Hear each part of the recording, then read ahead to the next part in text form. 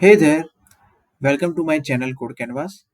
Today we are diving into an exciting topic that I have been eager to share with you. Before we jump in, if you are new here, please hit that subscribe button. Okay, let's start with our video. In this video, we are going to create one JavaScript function to filter out the specified values from given array. Alright, so this is our first input. First example, we have this array with three elements x, y, and z, and as specified value, we are passing as y, then output should be x and z. So it will filter out this y value from this given array and it should return x and z. Again, we have another array with number of elements, and you can see we have given two values as specified value, and it should filter with b. So we have two times b elements, so it is returning b two times. Okay, so there are multiple ways to achieve such function. We are going to use ES6 methods to achieve, and we are going to use filter method and for each function as well as spread operator. Okay, so let's start creating our function. We will see each method when we are going to use that. All right, so first of all, let's create our array. Array1 is equal to, let me copy this input array. Okay, and let me create the function constant full elements is equal to es6 function, and let me call this function log, and the first argument should be our array. Second argument, which value we want to filter out. So let's pass y. So expected output should be x and z with array. Okay. So to do this, first of all, we are going to pass our array as first argument, and in second argument, we will pass arguments with spread operator. So this is what we can pass, this arguments array with spread operator. So in ES6, this spread operator has been introduced. Let's see what this spread operator do. So the spread operator syntax allows an iterable such as an array or string to be expanded in places where zero or more arguments or elements are expected. So let's see the exact actual example. So as you can see here, we are passing this sum function, and with this spread operator, three dots, we are passing this numbers array. So in this sum function, it will pass one element at a time with x, y, and z, and it will return its sum. So if you run, you can see the sum of 1, 2, and 3. Okay. So spread syntax expands an array into elements. Okay, so let's see how we can use here. All right, so first of all, we will use array dot prototype. So there is a function array dot is array. So is array is a function to check if past array is array or not. Okay, so first of all, what we are going to do, we are going to check if given arguments. So first of all, arguments of 0. So if you are passing this argument as so this is a single element, but we are if we are passing array, then we should get number of elements in this second argument, right? So in that case, what will be our input? So let me show you. Our input will be like this, a and c.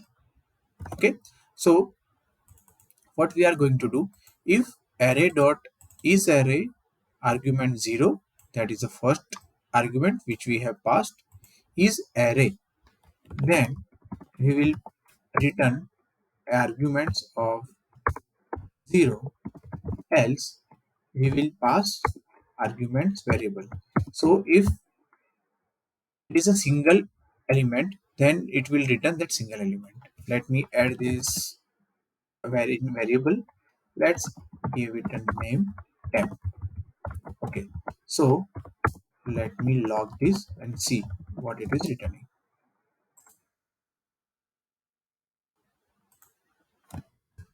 It is returning array with our past argument.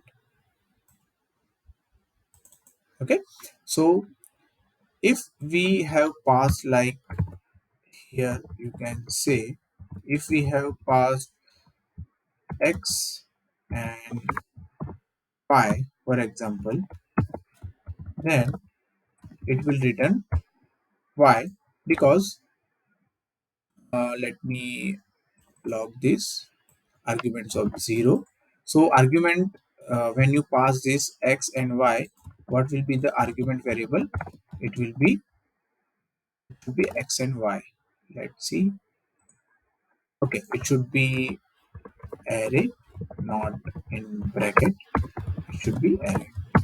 Okay, so as you can see, we have two array elements x and y, but when you pass only single element, let's say y, then it will return y. So when you pass like this, you don't need array, it will return with array. Okay, so now we have temp variable with array y, which is passed in our second argument. Okay, next what we will do, we are going to filter our array which we are passing here, our input array. And let's see, our input array dot filter. So filter is a function that accepts up to 3 arguments. So let's see what filter function do. The filter method of array instances create a shallow copy of a portion of a given array, filter down to just the elements from the given array that pass the arguments. So here we have one array with few elements, and we are passing words dot filter, and here we are passing if word dot length is greater than 6. So let's run, and these three elements have words which is having 6 greater than length is greater than 6. Okay, so we are going to use this filter for filtering our elements. All right, so filter, in filter we can pass value as first parameter and index as second parameter, and in function body we can check temp dot includes. So includes is another function that determines whether an array includes a certain element, returning true or false. So it will return boolean, either true or false. So we will check that temporary variable includes any of these values, and we are checking negative. Okay, so let add this in one variable called pool. Okay, so let's see what it is returning. So you can see we are getting x and z, because x and z is a part of this array where y is past argument, so you have to filter that value. Okay, so let's see, let me change it to z, and you should get x and y. Okay, you can see x and y. Okay, so this is what pooled variable is doing. Okay, so what we will do, we will push this specific value to one array. So if we are having two elements, let's say x and y, we need to create another array. Right now there is nothing to log, but you can see it is returning z, because because we have only one element.